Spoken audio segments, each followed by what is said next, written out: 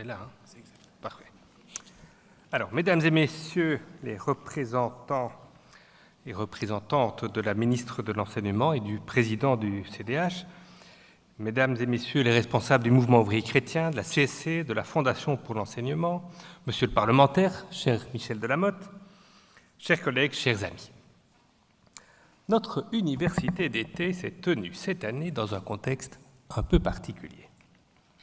Et ce contexte conditionne le propos que je suis conduit à tenir au terme de cette très belle journée. J'interviendrai donc en deux questions. D'où venons-nous et où allons-nous? Je m'explique. Depuis plus de 2 ans, un important travail d'étude et de négociation a conduit à l'élaboration du pacte pour un enseignement d'excellence et à son approbation par la quasi-totalité des organisations représentatives, des enseignants, des pouvoirs organisateurs, des directions d'école et des parents. Et en ce moment même, vous le savez, des discussions politiques concernent la formation d'un nouveau gouvernement à la communauté française, qui est le niveau de pouvoir dont dépend le secteur de l'enseignement. Alors, première question, d'où venons-nous? Bon, rassurez-vous, je ne vais pas me lancer dans un long exposé sur le pacte d'excellence, mais retenons-en quelques éléments du diagnostic de départ. Il y a des centaines de pages disponibles. De ces pages, je vous propose d'extraire 5 tableaux de synthèse qui ramassent l'essentiel du message sur ce diagnostic. Je voudrais au passage remercier ceux qui nous ont tellement aidés à construire ce diagnostic. Alors, premier message, la pression démographique va se maintenir entre 2015 et 2025, avec une augmentation attendue de la population scolaire de l'ordre de 13% à Bruxelles et de 5% en Wallonie. Il y a donc un défi quantitatif à relever. Deuxième message, la population scolaire s'est paupérisée au cours de ces 10 dernières années. En fait, la croissance démographique que je viens d'évoquer ne se répartit pas de manière uniforme dans tous les quartiers et dans tous les milieux sociaux. On peut observer que la population scolaire à indice socio-économique faible a augmenté 2 fois plus vite que la population à indice socio-économique élevé. Le contexte social dans lequel se développe l'enseignement continue donc d'évoluer en profondeur. À Bruxelles, la part des élèves qui ont été éduqués dans une autre langue que le français est passée en quelques années de 24 à 37%. Troisième message. Guy Sadersac l'a rappelé ce matin. En Fédération Wallonie-Bruxelles, 48% des élèves ont déjà redoublé au moins une fois à l'âge de 15 ans, contre 12% en moyenne dans les pays de l'OCDE. C'est évidemment un indicateur fondamental qui interroge tant l'efficacité de notre système éducatif que la manière dont nous sommes capables de faire progresser effectivement les élèves qui rencontrent le plus de difficultés. De faire tout ce que vient d'expliquer M. de Corbiter. L'équité, ce serait de permettre à chacun de se développer au maximum de ses possibilités. Je crains que nous ne soyons assez loin du compte, en particulier pour les élèves les plus défavorisés. Quatrième message, les résultats préoccupants des incontournables enquêtes PISA, les résultats proprement scolaires des élèves de la Fédération Wallonie-Bruxelles sont en moyenne significativement inférieurs à ceux des pays voisins si l'on considère les disciplines clés que sont la lecture, les mathématiques et les sciences. Alors on voit que la part d'élèves faibles est particulièrement préoccupante en mathématiques puisqu'elle atteint 24%, soit près d'un élève sur 4. En sciences, seuls 5% des élèves présentent un niveau avancé, ce qui est 2 fois moins qu'ailleurs. Et en compréhension à la lecture, on sait que l'enquête la plus récente n'a malheureusement pas confirmé les progrès que l'on pensait avoir enregistrés en la matière. C'est donc sur base de ce diagnostic, dont je viens de reprendre le résumé du résumé, que s'est élaboré le pacte pour un enseignement d'excellence. Ces éléments de diagnostic, ceux-ci, en tout cas, faut-il le dire, étaient déjà bien connus. Mais quelle était alors l'ambition spécifique de ceux qui ont souhaité et qui ont négocié le pacte d'excellence? Leur ambition était de constituer une feuille de route, un cadre structurant pour la politique de l'enseignement au cours des prochaines années, voire des prochaines législatures. L'horizon visé est de 10 à 15 ans, soit 2 ou 3 législatures. L'intuition de départ était qu'un travail méthodique, assumé par les grandes organisations représentatives des acteurs de l'enseignement, donc les fédérations de PO, les organisations syndicales, les associations de parents, que ce travail permettrait d'assurer la continuité des politiques dont l'enseignement a tant besoin pour pouvoir s'adapter et progresser véritablement. Guy l'a dit ce matin, le temps de la politique n'est pas celui de l'enseignement, et c'est tellement vrai. Ce qui a motivé le CEGEC à s'engager avec d'autres dans la négociation du pacte d'excellence, c'était précisément la perspective de transcender les législatures et d'assurer une continuité au-delà des formes d'alternance politique qui sont le propre de nos systèmes démocratiques. Et ainsi, de mettre l'enseignement, autant que faire se peut, à l'abri des soubresauts inévitables de la vie politique. Il va de soi que nous n'avions pas prévu la crise politique du mois de juin. Ainsi, d'une certaine manière, le pacte trouve aujourd'hui, plutôt que prévu, l'occasion de faire apparaître sa raison d'être. Pour utiliser une formule un peu simpliste, il n'y a plus vraiment de gouvernement pour le moment, mais il y a une politique. Une trajectoire est tracée, que l'ensemble des partis s'est engagé à respecter, même si c'est avec des nuances et des accents propres à chacun des partis, ce qui est évidemment légitime. Alors, deuxième question, où allons-nous ? Le pacte d'excellence repose sur 2 grands piliers.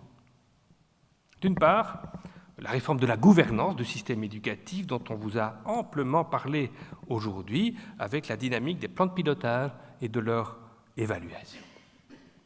Et d'autre part, l'introduction progressive d'un tronc commun jusqu'à 15 ans avec l'adaptation des filières d'enseignement en aval de ce tronc commun. Je ne reviendrai pas longuement sur la réforme de la gouvernance, tous les orateurs du jour en ont bien et amplement parlé. Qu'il me soit simplement permis de réénoncer les conditions de mise en œuvre de cette réforme de la gouvernance telles qu'elles ont été précisées dans le pacte d'excellence et de les assortir de quelques commentaires d'actualité. Alors, première condition, ça fait écho à des choses qui ont été rappelées tout à l'heure par Laurent et par Éric, l'octroi d'un soutien administratif et éducatif aux directions. Ce point concerne principalement l'enseignement fondamental ainsi que le secondaire spécialisé. Donc, sur ce sujet, le pacte tient ses promesses, puisque de nouveaux moyens seront progressivement disponibles à partir du mois de septembre. 20 millions d'euros seront dégagés en 3 ans, dans le même phasage que la mise en œuvre des plans de pilotage. Deuxième condition, la clarification de la charge de travail des enseignants. Un compromis sur ce sujet est intervenu avec les organisations syndicales pour systématiser le travail collaboratif à raison de 2 heures par semaine en moyenne, et ce tant au fondamental qu'au secondaire. Un décret en la matière devra être négocié dans les mois qui viennent. Troisième condition, l'implication des directions dans les recrutements. La constitution d'équipes pédagogiques à la fois compétentes, motivées et capables de mettre en œuvre collégialement un projet d'école apparaît plus indispensable que jamais, même si l'on sait que le trop fameux décret titre et fonction sort des effets qui vont partiellement à rebours de ses intentions. C'est pourquoi le CEGEC continuera de demander que ce décret soit évalué et que des adaptations y soient encore apportées. Quatrième condition, l'évaluation principalement formative des membres du personnel. Rappelez-vous tout ce qu'a dit Alain Hérali. La fonction de ce type d'évaluation vise d'abord à reconnaître et identifier ce qui se fait de bien et à le partager de manière collégiale. Les procédures d'évaluation qui seront progressivement mises en place seront avant tout une occasion de s'arrêter, de prendre un peu distance avec ces pratiques habituelles, mais aussi d'identifier des pistes d'amélioration. Une partie essentielle de ce travail se développera d'ailleurs de manière collective dans le cadre des pratiques collaboratives. Cinquième condition, éviter d'exposer les écoles à un excès de processus de changement. Sur ce point, Godefroy en a parlé, nous avons beaucoup insisté pour que les écoles ne soient pas tenues de développer des plans de pilotage dans trop de directions simultanément. Un arbitrage doit toujours se réaliser entre l'approfondissement de quelques questions essentielles et l'élargissement de l'approche à un nombre plus élevé de préoccupations. Le diagnostic du système scolaire de la Fédération nous invite à nous centrer sur l'essentiel. Nous sommes également incités à une telle démarche par la découverte d'expériences positives en la matière qui ont été menées à l'étranger, comme les fameuses communautés d'apprentissage professionnel de l'enseignement catholique de l'Ontario, qu'on a évoqué tout à l'heure. Pour le pilotage pédagogique dans les établissements, il s'agit surtout d'identifier des objectifs en termes d'apprentissage et, au fond, de traiter surtout 3 questions, et ce, tant individuellement que collectivement. Donc je me permets d'insister sur le fait que je ne parle ici que du pilotage proprement pédagogique.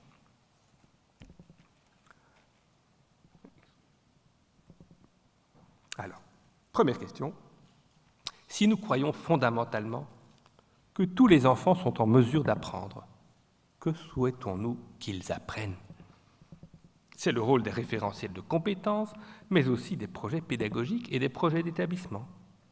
Préférons les têtes bien faites aux têtes bien pleines et évitons tant que faire se peut le syndrome de l'école envahie, c'est-à-dire une école qui serait chargée par l'autorité publique ou par la société d'un tas de missions qui risquent de la détourner de l'essentiel. Vous voyez le lien direct avec la chute de l'exposé de Vincent de Corbiter, la transmission d'un certain nombre, je dirais, de savoirs élémentaires, de savoirs de base à partir desquels il faut reconstruire un rapport à la culture. Deuxième question, comment pourrons-nous nous assurer que tous les élèves apprennent ce qu'il est souhaitable qu'ils apprennent ? Dans les écoles, le travail collaboratif ne doit pas se développer pour lui-même comme un objectif en soi, mais il s'agit surtout d'apporter des réponses concrètes à cette question et de s'en poser immédiatement une autre. Comment saurons-nous que les élèves apprennent et ce qu'ils apprennent ? C'est la question des indicateurs dont une équipe éducative a intérêt à se doter pour évaluer elle-même les résultats de son action et, le cas échéant, adapter ses méthodes. Et enfin, troisième question, comment devons-nous agir pour aider les élèves qui n'atteignent pas les résultats souhaités ? Ou comment intégrer la consolidation et la remédiation des apprentissages au cœur même du fonctionnement normal de l'école. Alors, 6e condition, un nombre suffisant de DCO, de directeurs de zone, de conseillers pédagogiques. Bon, sur ce sujet également, le pacte d'excellence commence à tenir ses promesses. Les fédérations de PO se verront progressivement dotées de moyens nouveaux pour assurer l'accompagnement pédagogique des écoles. Tout cela a été dit tout à l'heure. Cela représentera bien sûr aussi un défi pour le CEGEC de se préparer à assurer ces nouvelles missions. Alors, 7e condition, la distinction des rôles de l'autorité publique, régulateur et opérateur. Donc, ceci concerne essentiellement le réseau organisé par la Fédération Wallonie-Bruxelles. Le principe de la contractualisation entre l'école et l'autorité publique suppose évidemment un principe d'altérité. Le gouvernement ne pourra plus être simultanément l'organisateur d'un réseau et le régulateur de l'ensemble. J'en viens donc au second pilier du pacte d'excellence, qui est l'introduction d'un tronc commun jusque 15 ans, avec l'adaptation des filières en aval de ce tronc commun. On n'en a pas beaucoup parlé aujourd'hui, je pense pertinent de terminer mon exposé en évoquant ce point. Beaucoup de choses ont déjà été dites et écrites sur ce sujet. Certains investissent ce tronc commun de grandes espérances et d'autres le vouent d'emblée aux gémonies. Mais tout est-il déjà écrit sur ce sujet ? Certainement pas. Le texte du pacte d'excellence a tracé de grandes orientations en la matière, mais le débat en cours actuellement sur la mise en œuvre concrète de cette réforme fait apparaître des questions de fond auxquelles des réponses devront être apportées. Je me propose, dans les minutes qui suivent, de synthétiser les termes de ce débat. On peut tout d'abord faire part des arguments évoqués a priori en faveur de cette réforme. Tout d'abord, je vais vraiment schématiser l'approche, excusez-moi, tout d'abord une meilleure maîtrise des apprentissages de base. Ensuite, un progrès en termes d'égalité des chances, c'est-à-dire l'espérance d'une meilleure maîtrise des apprentissages de base par un plus grand nombre d'élèves. On peut aussi évoquer une adaptation aux exigences de notre époque. Les évolutions enregistrées sur le marché du travail depuis un demi-siècle sont considérables.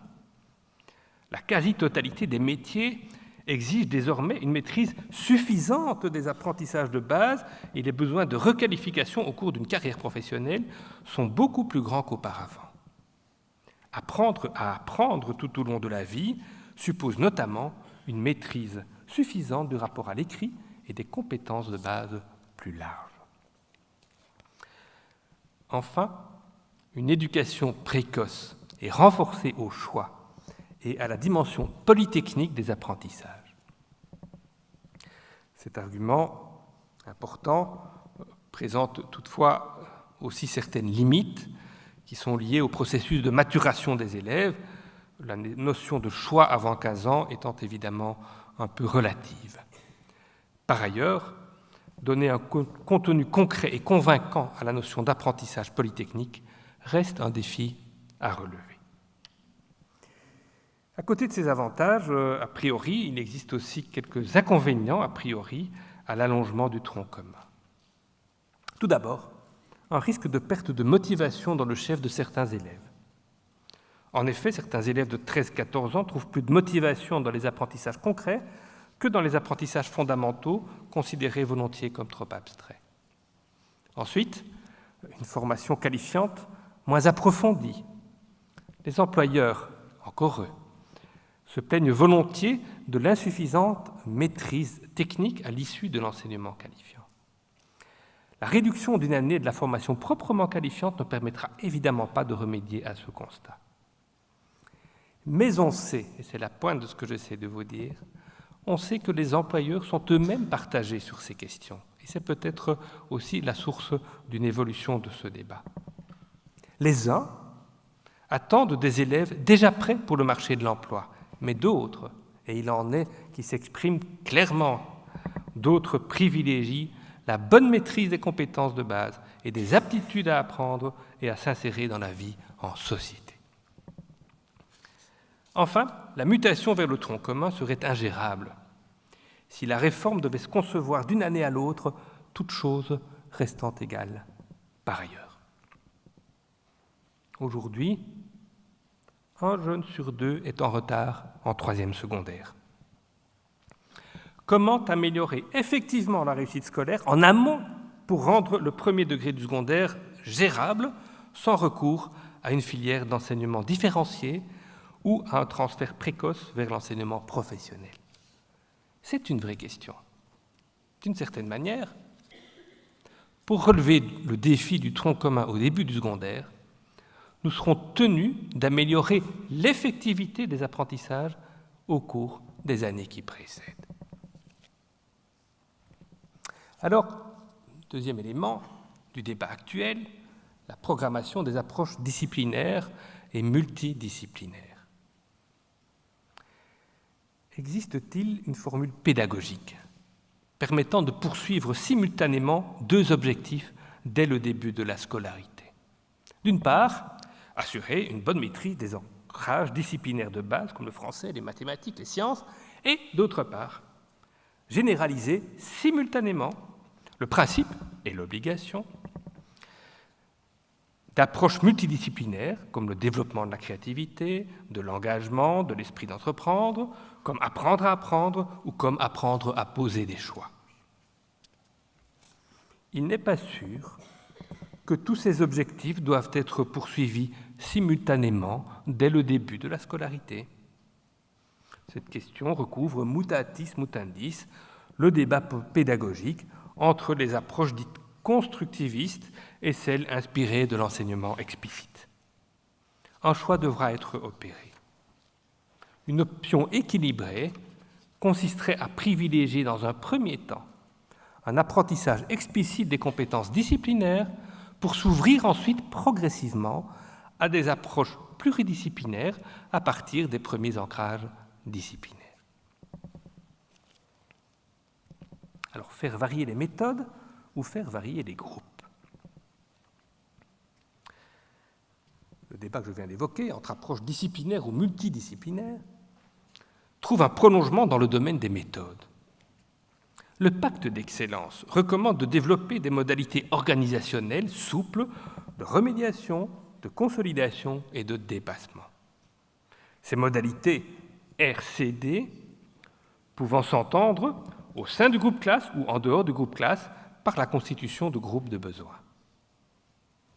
Dans les travaux qui ont suivi le pacte d'excellence, un groupe de travail présidé par le professeur Romainville a suggéré de renoncer à cette approche RCD au profit d'une approche d'atelier-projet et d'accompagnement personnalisé.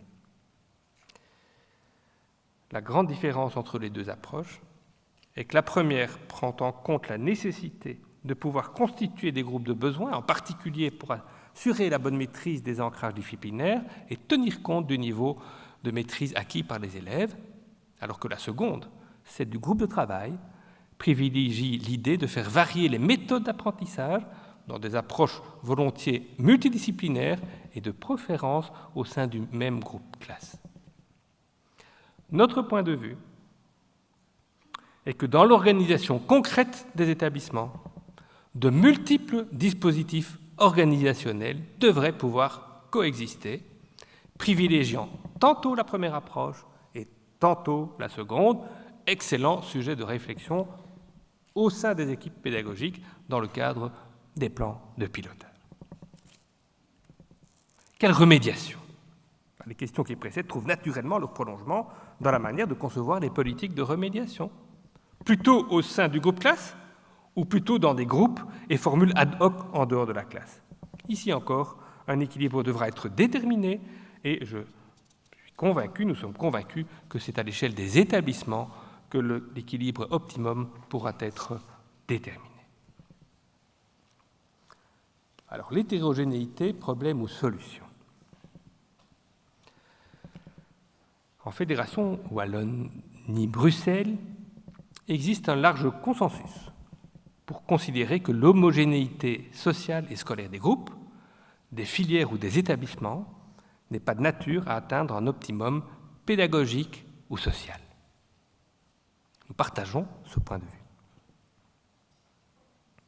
Le contraire de l'homogénéité, l'hétérogénéité radicale des groupes, des filières et des établissements constituerait-elle dès lors une solution évidente ? Réponse, bien sûr que non. Il suffit d'interroger les enseignants les plus concernés, par exemple ceux du premier degré et du secondaire, pour mesurer toute la difficulté pédagogique à enseigner à des groupes extrêmement hétérogènes. Dans la politique à mener, il convient selon nous de chercher un point d'équilibre, de déterminer des modalités organisationnelles permettant de conjuguer simultanément un degré d'hétérogénéité souhaitable et un degré d'hétérogénéité soutenable. Cet équilibre optimum est, une fois de plus, certainement très difficile, voire impossible, à déterminer à l'échelle du système éducatif dans son ensemble.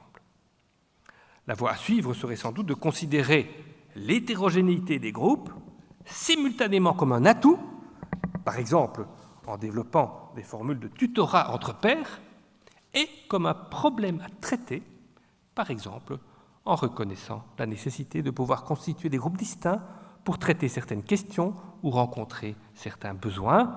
Ici aussi, l'équilibre me semble à déterminer au niveau des établissements eux-mêmes, dans le cadre des plans de pilotage et en référence au principe d'autonomie et de responsabilité.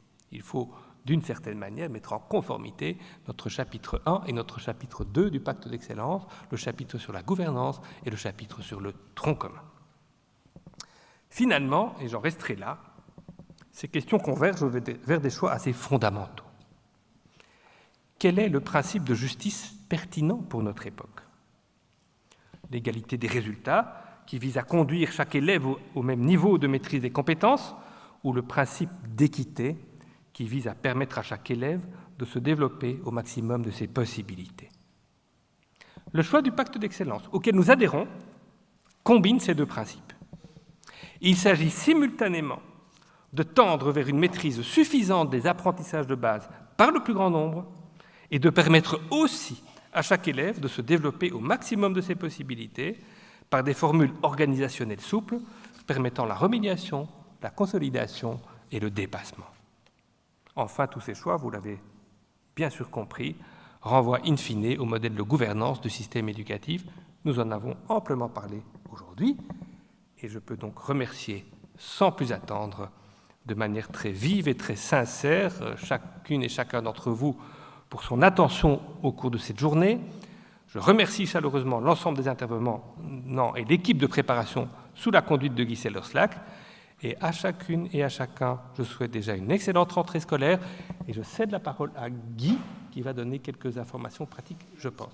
Et aussi à une intervention musicale. Voilà. Merci Étienne. Ne bougez pas si vous avez l'occasion de rester. Nous allons maintenant passer à une intervention musicale, comme nous le faisons depuis quelques années. 2-3 avis avant. Votre avis nous intéresse. Chaque année, nous essayons d'adapter la préparation de l'université d'été suivante en fonction des avis que vous nous avez donnés.